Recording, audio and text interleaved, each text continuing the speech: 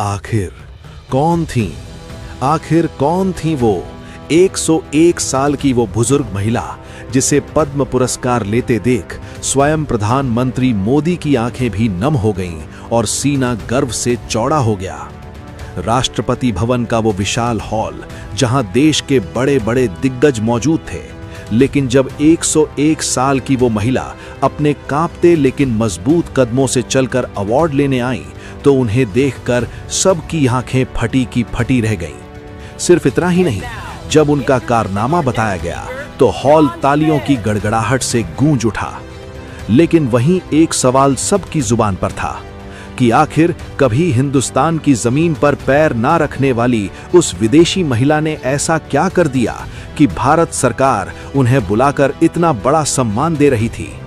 लेकिन असली सस्पेंस ये नहीं है कि वो 101 साल की हैं। असली सस्पेंस तो ये है कि जिस उम्र में लोग बिस्तर पकड़ लेते हैं, उस उम्र में वो एक ऐसा चमत्कार कर रही हैं जो हम सोच भी नहीं सकते।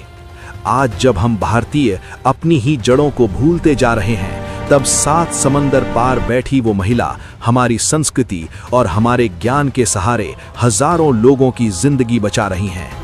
आखिर क्या है वो राज जिसने मोदी जी को भी भावुक कर दिया? जानिए इस वीडियो में। तो चलिए चलते हैं उस ऐतिहासिक पल में। साल 2024, राष्ट्रपति भवन, नई दिल्ली। उस विशाल हॉल में सुई गिरने जितनी शांति, पिन ड्रॉप साइलेंस थी। तभी एंकर ने एक नाम पुकारा, शार्लेट चॉपिन, फ्रांस। तभी एक परछाई उभरी, हरे रंग की साड़ी, चेहरे पर 100 साल का अनुभव और आंखों में एक तपस्विनी की चमक। जब वो रेड कारपेट पर चल रही थीं, तो वो दुनिया को दिखा रही थीं कि इच्छा शक्ति क्या होती है। हॉल में बैठी युवा हस्तियां भी शर्मिंदा थीं, क्योंकि जिस उम्र में हम लाठी ढूंढते हैं, ये माता किसी शेरनी की तरह चल रही थीं। जब वो राष्ट्रपति द्रौपदी मुर्मू के पास पहुंची तो पूरा हॉल तालियों से गूंज उठा। लेकिन वहां बैठे बहुत कम लोग जानते थे कि ये शार्लेट की जिंदगी की पहली भारत यात्रा थी। लेकिन दोस्तों, भारत सरकार ने उन्हें सम्मान सिर्फ उनकी उम्र देखकर नहीं दिया।